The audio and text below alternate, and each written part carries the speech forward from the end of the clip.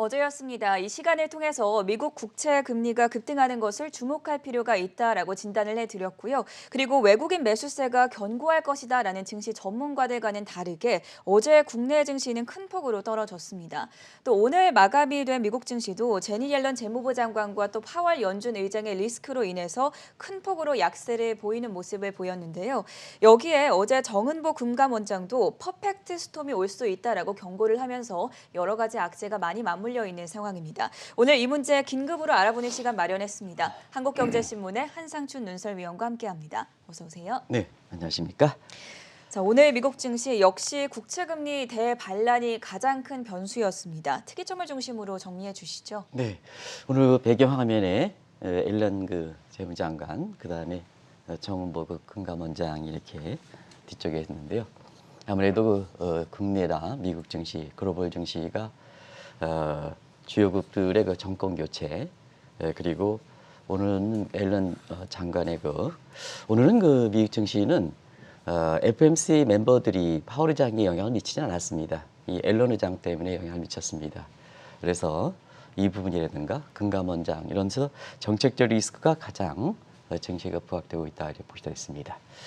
어제의 이 시간에 사실 국내 증시가 견고할 것이다 이런 시각의 진단도 해주시는 분이 있었습니다는 국채금리 향방이 굉장히 중요하다 하는 말씀드리면서 굉장히 증시가 안 좋을 거다 하는 말씀을 드렸었는데요. 주가가 어제 많이 떨어졌습니다. 오늘도 마찬가지로 미국 증시의 국채금리 이 문제가 가장 큰 이슈가 되고 있는데요. 많이 떨어졌죠. 나스닥 지수 2.8% 이상이니까 하루에. 그 문제에 있어서 올해 2월 달에 제시했던 내용을 어제도 비춰드렸습니다는 월가에서 다시 관심이 됐기 때문에 오늘도 정피들랑 같이 보여드리겠습니다. 이게 이제 앞으로는 굉장히 참고가 될 만한 이런 문제다 이렇게 보여졌습니다. 이거는 지금 얘기한 게 아니라 올해 2월 달에 얘기했던 사항이다. 그래서 1.2% 돌파 시에는 퍼스트 무버들이 대형 기술주, 금리에는 대형 기술들이 많이 영향을 받으니까 차익을 실현한다. 그다음에 가장 의미가 있는 자기의 소신대로 투자하시는 분들, 이게 미국의 증시에서 보면 이분들이 한국은 유튜브라든가 이런 쪽에서 부안해동하시는 투자하시는 분이 많습니다는 미국 같은 경우에는 개인 투자가들도 굉장히 소신껏 투자하시는 분이 많거든요. 그래서 정규 분포에 보면 가장 중심에 해당되는 사람들입니다. 이게 셀프 컨트롤러 인베스트먼트. 이게 이제 하는데 이게 1.5%를 돌파할 때는 그분들이 이렇게 금리의 영향을 받는 대형 기술주들을 많이 내놓는다는 얘기거든요.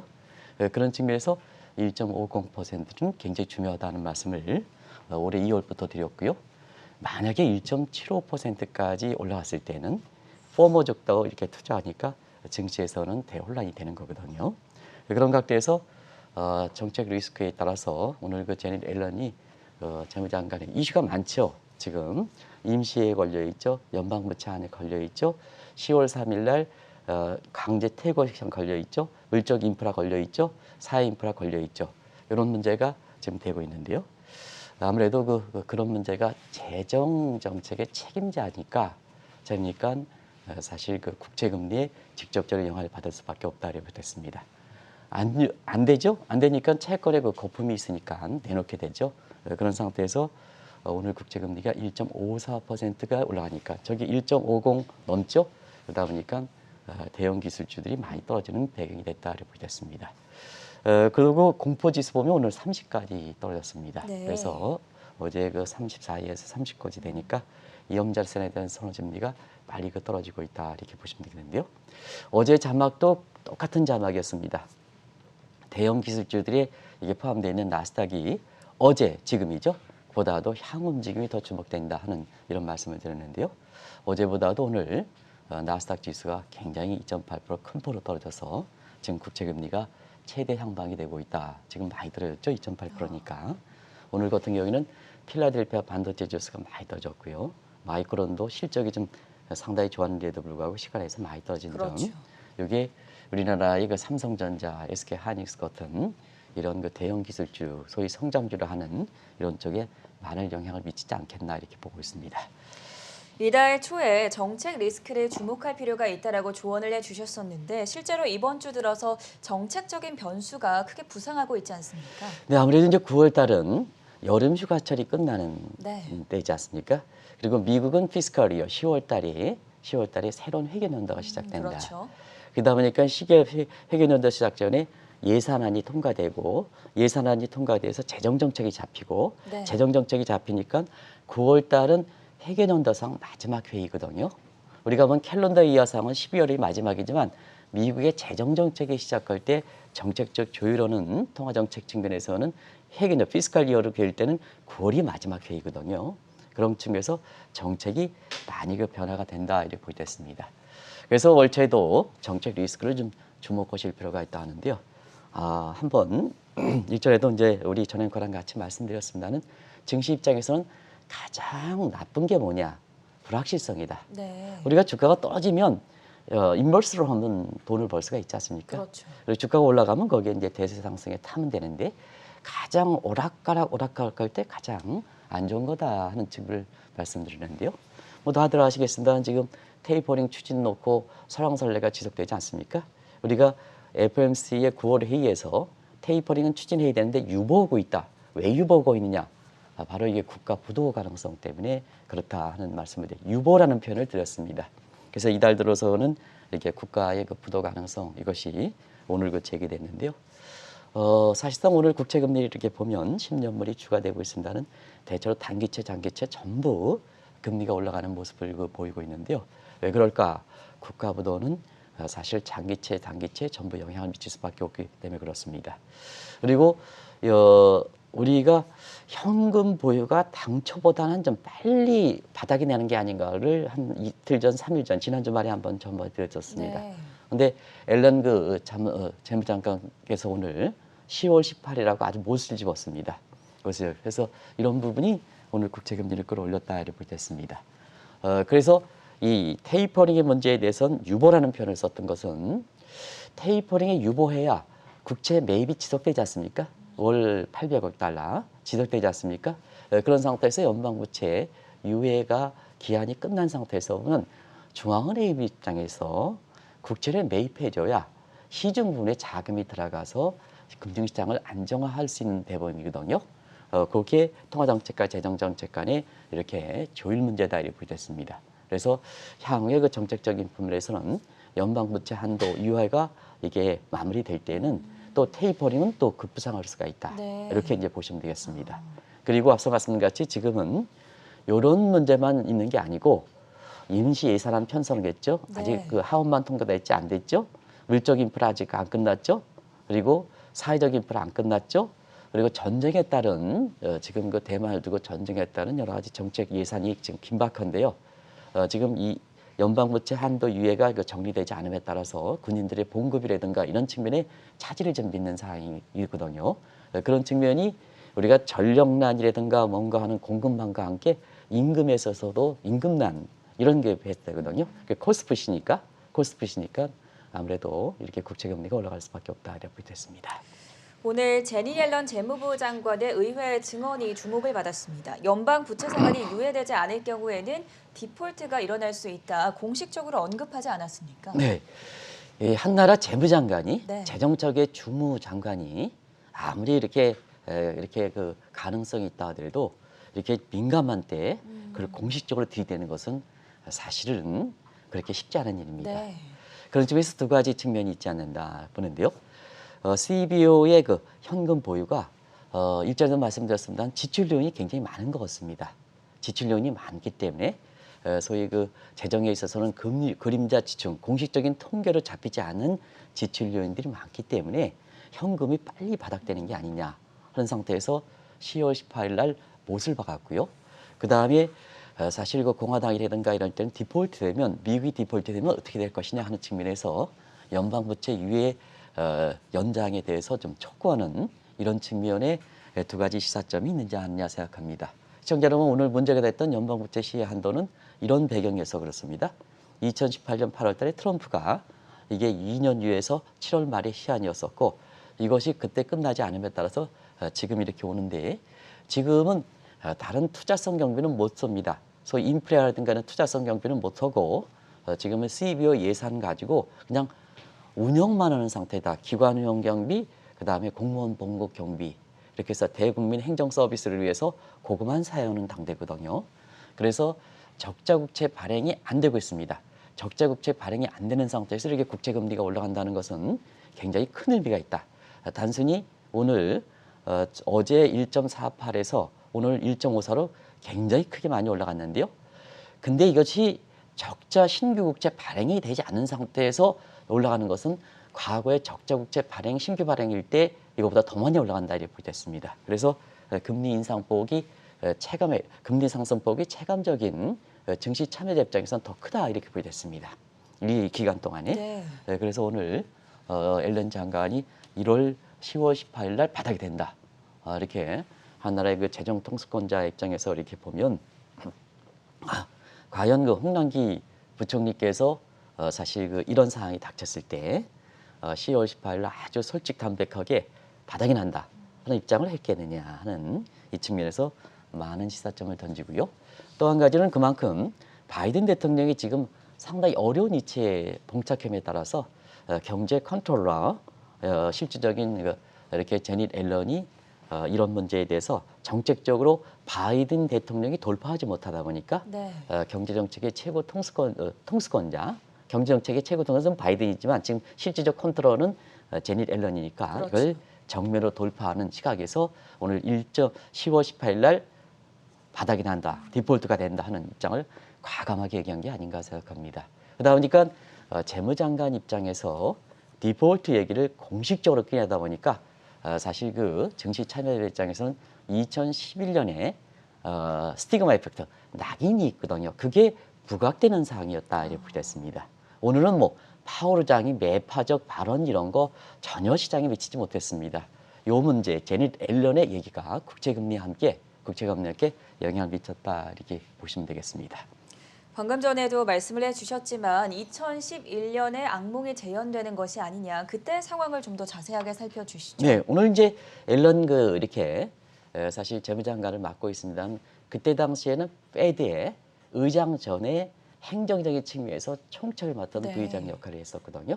그러다 보니까 그때 상황을 그대로 이렇게 10월 18일 날 디폴트가 될 때는 어떻게 됐냐 하면 말을 공식적으로 얘기했죠. 하나는 뭐냐, 금리가 많이 올라간다. 이게 국채금리가 오늘 올라갔던 배경이고 주가가 폭락한다. 주가가 그때도 나스닥 지수가 많이 폭락했던 거거든요. 그 얘기를 과감하게 시장의 안정 책임을 갖고 있는 재무장관이 얘기했다 이렇게 보겠습니다. 뭐 아시겠습니다는 2011년에 악몽이라는 것은 연방부채한테 꽉 타 있죠. 미국은 뭐 그렇습니다. 민주주의 시장 경제이기 때문에 또 재정이라는 것은 민간과 다르거든요. 전행국가에서 사실 하루에 이렇게 한 달에 이렇게 보면 한국경제TV에서 주는 월급을 토대로 해서 세입 먼저 들어올 걸 생각해서 지출 나갈 거 이렇게 되죠. 그렇죠. 세입 양입 제출 원칙입니다. 먼저 들어올 걸 생각해서 나갈 걸 생각하죠. 그것도 안 하십니까? 마이너스 통장부터 먼저 쓰십니까? 그건 안 하시겠죠? 네, 미리 그래도 고민을 하고 있습니다. 예. 그런데 재정이라는 것은 양출 재비 원칙입니다. 네. 먼저 쓸 걸 생각해서 사실상 그거는 뭐냐, 공권력을 통해서 세금이다. 그러면 세금 가져 안 되면 영등포 경찰 그렇게 그러지 않습니까? 영등포 사거리에 뭐냐, 경찰들이 깔린다. 그래서 웬만한 교통사고, 교통 이렇게 되면 신호 위반하면 다서 딱지 끊는다. 이렇게 해서 맞춘다 이렇게 보시면 되겠습니다.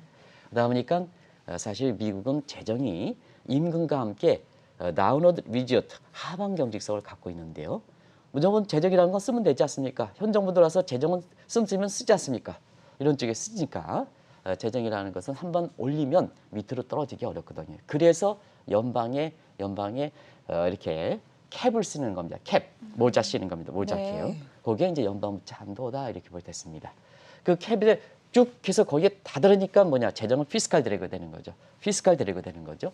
그래서 금리가 올라가고 주가가 떨어진다. 그것을 앨런 재무장관이 오늘 얘기했다 이렇게 됐습니다. 그리고 2011년에는 디폴트가 됐었죠. S&P가 디폴트 우려돼서 국가 신용 등급 강등까지. 그 미국의 금리 입장에서는 국가 신용 강등되는 것이 있을 수가 없는 거죠. 그런 것이 이제 앨런 의장의 입부터, 물론 국가 신용 등급 강등 얘기는 안 했습니다는 사실은 나머지 주가가 폭락하고 금리가 올라간다. 이 얘기가 2011년 악몽의 바로 행정적인 실무를 페드 입장에서 갖고 있는 제닛 앨런이 지금은 재무장관이 돼서 얘기하다 보니까 똑같은 얘기를 하는 상황에 대해서 미국의 시장 참여자들이 생각하는 사람이 체감적으로 더 현실적으로 크게 부각됐다 이렇게 보겠습니다. 그래서 경험이 있는 사람이 얘기했기 때문에 더 크게 부각된다 이렇게 보겠습니다. 그런 것을 좀 시장 분위기를 시청자분한테 알려드릴 필요가 있다는 걸 말씀드리겠습니다. 국가 차원에서도 디폴트설이 나오고 있기는 하지만 지난 주말 월가에서는 제2의 헝다 사태가 미국에서 발생할 수도 있다 이런 전망들이 제기되기도 했는데 왜 그렇습니까? 네, 지금은 이제 연방부채 한도가 10월 18일 날 사실 그 현금이 바닥나면 네. 다른 쪽에 지원이 안 된다는 얘기지 않습니까? 벌써부터 이제 개인들에 대한 지원은 끊긴 상태 아니겠습니까? 그렇죠. 그러면 우리가 지난 주말에 월가에서 보면 리먼, 중국의 헝다는 사실 글로벌 정도가 적기 때문에 우리가 우려하는 리먼급은 발생하지 않는다. 근데 월가에서 보면 제2의 헝다 사건, 미국판 헝다 사건을 염두에 두실 필요가 있다. 그럼 헝다는 뭐냐? 레버리지비를 많이 썼던 중국의 이렇게 헝다 그룹의 문제이기가 부동산 개발업체 문제다 하는 것을 말씀드렸습니다. 그런 각도에서 미국판 이렇게 그 헝다 문제가 이렇게 되기는 것은 자 강제 퇴거 시간이 10월 3일입니다. 이게 이제 4차례 연장돼서 5차례 연장을 앞두고 있는 상태거든요. 그러니까 제네럴이 부도설 나오니까 자 이 문제가 불거질 수밖에 없죠. 한번 보겠습니다. 다시 한번 지난 주말에 얘기했습니다는 사실 지금의 시한이 종료될 때는 3천만 명 이상 강제 퇴거 당하게 되거든요. 서브프라임 모기던 당시에 380만 명보다 이렇게 10배나 많습니다. 그리고 지금 강제 퇴거니까 집세는 계속 밀리는 거예요. 집세를 밀리면 그냥 바로 홈리스가 돼야 되는데 이게 뭐냐 코로나 사태 때문에 자꾸 뭐냐 하위 계층들이 길거리에 앉는 것을 방지 여기서 강제 퇴거 시간을 자꾸 연장해 왔던 거 아니겠습니까? 코로나 사태가 바로 끝나지 않다 보니까 이 과정에서 희생양이 있죠. 자, 집세 밀리니까 임대업자들이 사실 부실화가 되는 거죠. 그러면 임대업자들은 어떻게 되겠습니까? 임대업자들은 은행 부분에 사실 이렇게 대출이 갖고 있으니까 은행 부분에 부실 문제가 되는 거죠. 대선 충당 문제. 그리고 부동산 개발업체 문제도 사실 그 집값이 이렇게 이례적으로 올라가는 이런 상태에서 보면 개발업체들도 레버리지 비율을 많이 이렇게 올렸거든요. 근데요, 부동산 개발업체들이 강제 퇴거 시한 체현 시에 잡히다 보니까 여기도 중국과 마찬가지로 딜레버리지 문제가 봉착한다는 얘기거든요. 그러다 보니까 자 강제 퇴거 시간은 정책적 부분입니다. 네. 4차례 연장시킨 것은 시장에서 된 게 아니라 만약에 시장에 의해 가지고 부동산 개발업체 딜레버리지 문제가 되면 오케이 그냥 시장에서 흡수하면 되죠.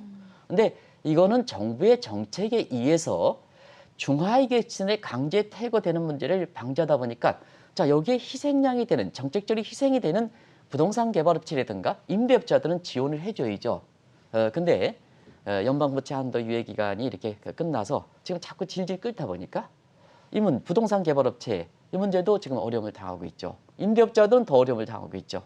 여기에 일부 시중은행들도 이렇게 대선 충당을 쌓이죠. 이런 희생양이 되거든요. 그러다 보니까 미국형 헝다 이런 문제가 불거지는 거다. 그래서 오늘 우리 국내 언론에서는 이 문제에 대해서 뉴욕의 증시를 마감할 때 언급하지는 않았습니다는 사실 국가의 부도설 디폴트와 함께 민간 차원에서는 제2의 헝다, 미국판 헝다 문제도 주가를 끌어냈던 이렇게 직간접적인 배경이 됐다는 걸 말씀드리겠습니다.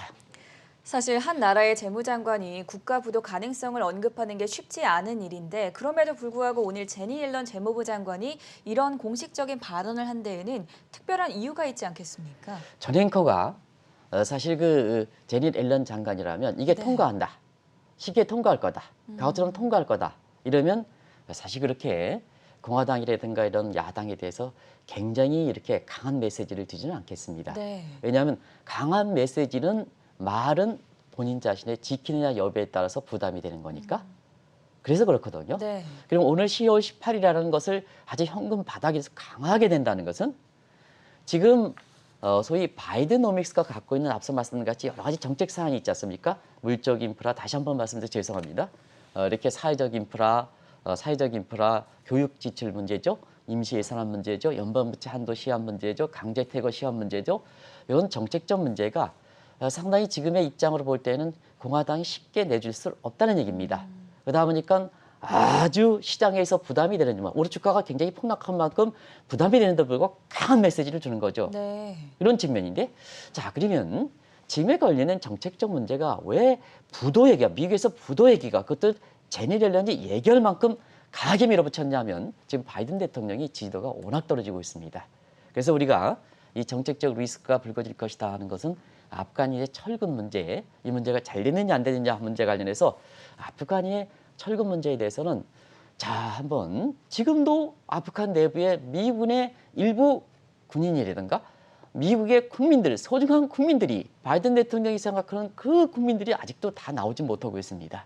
그러면 바이든 대통령이 올해 1월 20일 날 취임할 때 어떻습니까? 바로 직전에 트럼프 퀴즈에서 미국의 의회가 점령당하는 사태에서 그를 극복해가지고 나왔던 7번이 국민의 화합과 통합이거든요.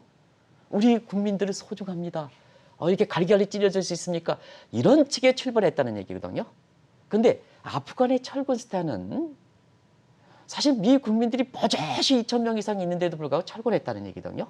그럼 당신 얘기는 앞뒤가 안 맞지 않느냐 하는 문제에 있어서 상당히 그때서부터 바이든 대통령의 지도가 아주 급락했던 겁니다. 그런 과정에서 바이든 대통령의 실언이 시작되고 있다 이렇게 보는 얘기는 두 가지. 하나는 지금 시작된 지 한 8개월이 채 안 됐습니다는 네. 벌써 지지율과 그다음에 하락률과 골든 크로스가 발생했다. 이제 반란표가 더 많이 됐다는 얘기죠. 그러니까 반란표가 자 작년에 11월 6일인가요? 대선이 끝났습니다. 네. 압도적으로 이렇게 당초 예상보다는 굉장히 지지도가 높았습니다. 그만큼 트럼프와 그다음에 바이든 대통령이 양분화되는 상태에서 화합과 통합을 강조했던 바이든의 지지를 몰아줬던 거거든요. 근데 1년 만에 뭐냐, 당신이 얘기했던 얘기 틀리지 않느냐 하는 측면에서 급격히 정치적 부담이 되는, 아까 말씀드렸다시피 앨런이 10월 18일 한다는 것은 그만큼 본인의 책임이 있다는 얘기거든요. 네. 안 지켜지면. 그래도 강하게 됐던 것은 바로 바이든 대통령도 똑같은 상황이다 이렇게 보겠습니다. 자, 그러다 보니까 트럼프 입장에서는 지금 신이 났죠. 지도가 떨어지니까 트럼프가 뭐냐, 정치 활동을 빠르게 전개하고 있습니다. 예. 지금 한번 그 소식은 들으셨을 겁니다. 네.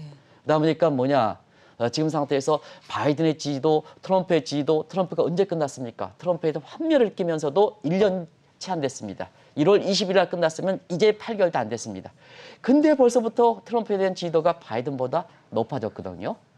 그러다 보니까 뭐냐, 공화당 입장에서 강경 트럼프 퀴즈를 주장하는 공화당판에서는 야, 중간선거 돼, 하원에서 교체가 돼 하는 상태에서 굉장히 유리한 입장을 대는 상태거든요.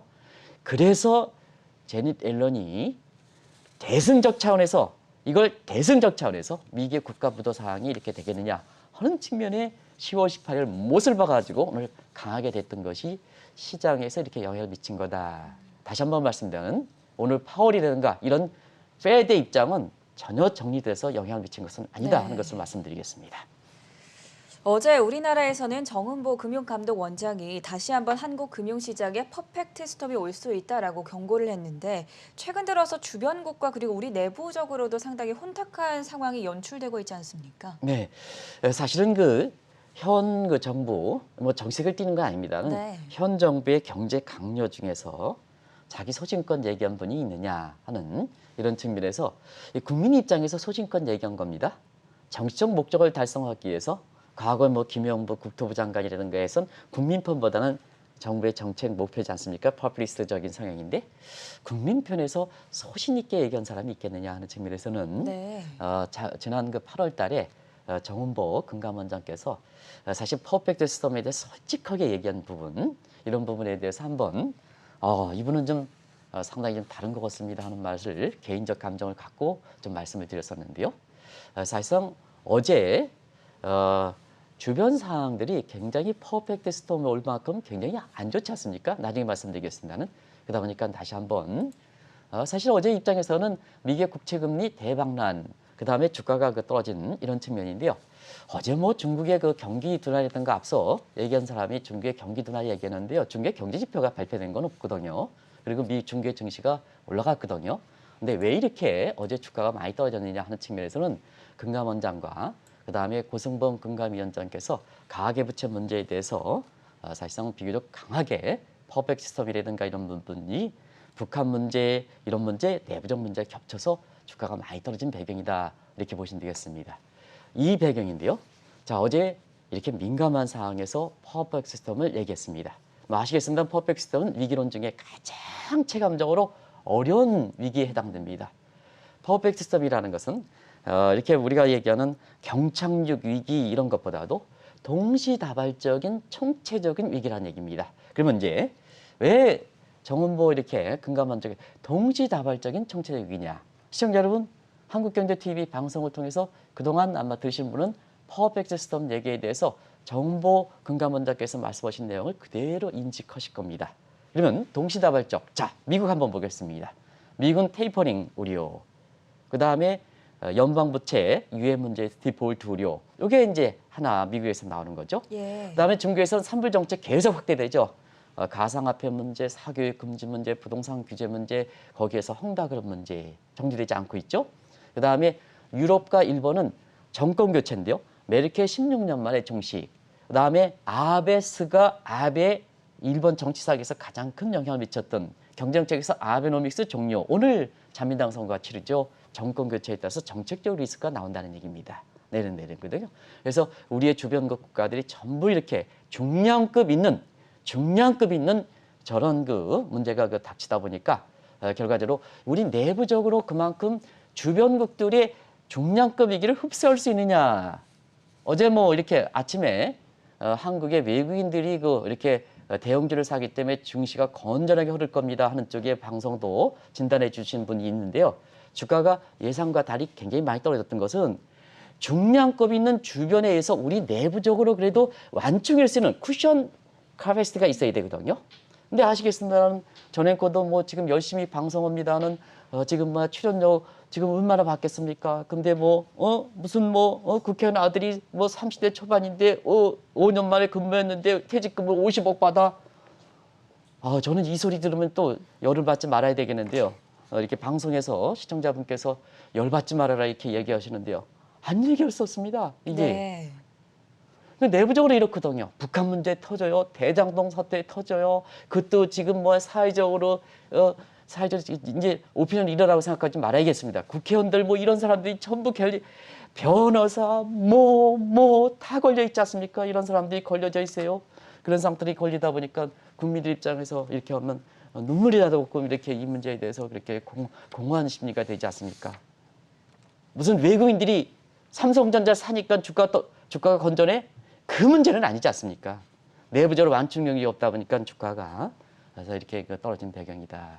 그래서 경제 강요는 국민을 생각해서 말할 수 있을 때 미리 경고해주는 이런 정은보 금감원장 같은 8월 달에 경고했지 않습니까? 이런 문제에 대해서는 이런 분들에 대해서 박수를 쳐주는 현 정부의 경제 강요 중에서도 이런 분도 있다. 그런 것을 박수를 쳐줄 필요가 있는 것이 아닌가 생각합니다.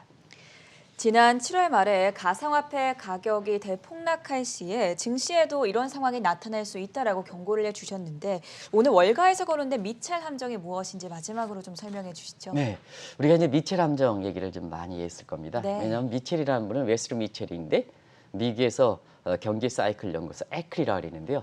여기에서 생태학적으로 지금 경제가 복잡하지 않습니까? 네. 정부 이렇게 금감원 쪽에서 동시다발적이지 않습니까? 그건 생태학적으로 여러 가지 설계가 없겠다는 거거든요. 그래서 생태학적으로 경기를 예측하는 방법이 바로 에크리의 경기 사이클 예측 연구소 사이클 큐브 방식. 시청자 여러분, 이 큐브는 얼만큼 많이 이렇게 돼 있습니까? 왔다 갔다 해가지고 맞추죠? 그런 것 같은 이런 쪽에서 단일적인 차트나 분석했었고 그 다음에 퍼나 얘기했었고 이렇게 해서 대형주가 올라간다, 줍줍하다, 저가 매선다 이런 것으로 분석하는 것은 잘 안 맞는다는 걸 말씀드리겠습니다. 세계가 동시다발적이지 않습니까? 레벨 프레임 별도에서 지금은 세계가 유나이티드 스테이트 오브 아메리카 아니라 유나이티드 스테이트 오브 월드라고 그러지 않습니까? 이런 측면에서 그런데요. 이런 측면에서 경기 예측력이 높은 웨스트 미첼이 지난 이렇게 7월 말에 비트코인을 비롯한 이런 가상화폐가 폭락해서 비트코인이 4만 선을 떨어질 때 그런 말씀을 드렸습니다. 그때까지 잘 나갔던 이런 게 캐시우드 같은 게 51만 불 갔다 이렇게 얘기할 때 주가가 이게 비트코인 떨어지는 것은 네. 바로 이 잘 나가는 증시, 잘 나가는 BT의 비관론이 나오면 그는 처음 낳게는 신생아입니다. 무시할 수가 있습니다. 그러다 보니까 그때 당시에 뭐냐 어떤 재테크에서 무슨 지금 뭐 승진했다 그러는데요. 지금 뭐 무슨 그때 당시에 무슨 부장이라는 사람이 아는 종목은 빚을 내서 투자하라. 그 공식적으로 그래. 정부 방침에서 가계부채 하는데요. 공식적인 제도금융권의 증권사에 그것도 뭐냐 그런 사람이 그렇게 얘기할 수 있습니까? 무슨 뭐 아는 종목이 있습니까? 이재용 부회장도 삼성전자 아십니까? 미국에서 마이크론 주가가 떨어질지 뭘지 미국에서 무슨요 반도체에서 호출할지 모르는 거 아니겠습니까? 근데 제도권에 있는 사람이 무슨 아는 종목이 있을 때 빚내서 투자하라. 이게 8월 달입니다. 근데 그때 굉장히 아주 격하게 얘기했는데요.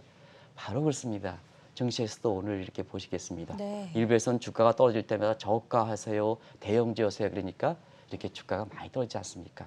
그래서 항상 우리가 보면 하반기에 들어서 그냥 이런 사항이 변곡점이 올으니까 너무 욕심을 내지 마시고 뭐냐면 글로벌 ETF라든가 반복해서 말씀드립니다. 배당주라든가 현금을 좀 보유해서 적절히 보유해서 대체하면 비교적 다른 거에 비해서 증시 어려움을 겪겠습니다는 그렇습니다. 그리고 또 한 가지 좀 말씀드리면 정책 리스크이기 때문에 나중에 이게 타협이 되면 또 확 이게 변할 수가 있습니다. 그래서 지금 주가가 이렇게 떨어질 때 너무 이렇게 낙담하지는 마시기 바랍니다. 정책 리스크가 무서운 게 그렇습니다. 떨어질 때는 이렇게 떨어지지만 또 이렇게 변화될 때는 또 변화된 상황입니다. 변화될 때는 그래서 이렇게 예고를 해드리고 나중에 이렇게 될 때는 이 부분에 대해서는 너무 낙담하실 필요는 없다는 걸 네. 말씀드리겠습니다. 자, 국내외 시장에 불안한 요인이 상당히 많습니다. 미국 국채금리의 대반란 속에 오늘은 또 제니 옐런 재무부 장관이 디폴트에 대한 경고를 해놨고요. 국내적으로도 또 정은보 금감원장의 퍼펙트 스톰 발언까지 다양한 변수들에 대해서 자세한 분석 들어봤습니다. 지금까지 한국경제신문의 한상준 논설위원이었습니다. 도움 말씀 고맙습니다. 네, 고맙습니다.